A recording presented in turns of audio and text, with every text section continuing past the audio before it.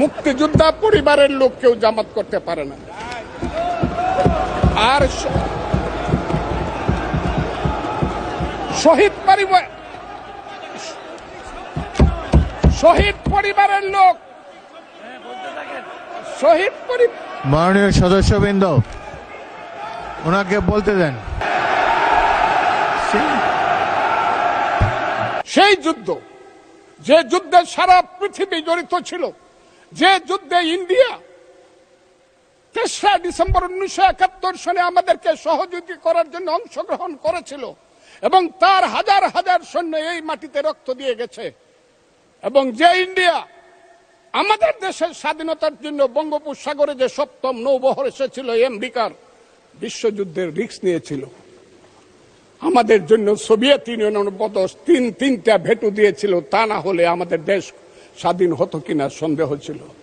সেই মুক্তিযুদ্ধের সঙ্গে যখন 1 মাসের গণ আন্দোলনকে তুলনা করা হয়, তখন মুক্তিযুদ্ধকে ছোট করা হয়।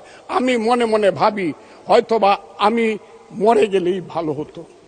আমি আজকে আপনাদের কাছে প্রশ্ন রাখতে চাই, 5ই আগস্টের পরে কি হলো? আমাকে একটু 5ই আগস্টের পরে কি হলো আপনারা জানেন। এইখানে ইউনূস সরকার ছিল, আমি শিল্পকলার সামনে থাকি, একটা গান হইতে পারে নাই, একটা নাটক হইতে পারে নাই, একটা লালনের গীতি হইতে পারে নাই, একটা বাউল গান হইতে পারে নাই। সব কিছু কালো শক্তি ধ্বংস করে দিয়েছিল। তারা বলেছিল কোন মুক্তিযুদ্ধ হয় নাই, 47-এর যুদ্ধ হয়েছে, আর 24-এর যুদ্ধ হয়েছে, আর 71-এ গন্ডগোল হয়েছে।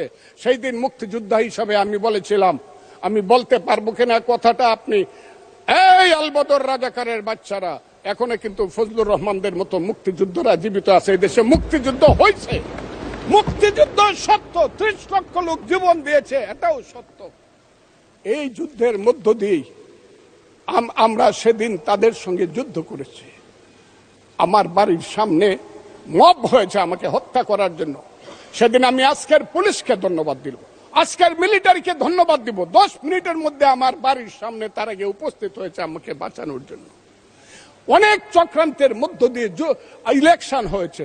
সেই ইলেকশনে তারা কি করেছে, আজকে যারা আমার ডান দিকে বসে আছে তারা কি করেছে? একদিন তো আমরা ভাই ছিলাম নাকি?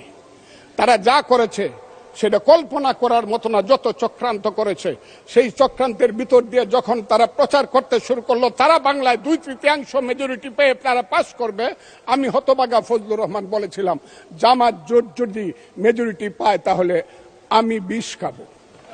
এই কথাটা আমি বলেছিলাম, আমি বিষ খাবো।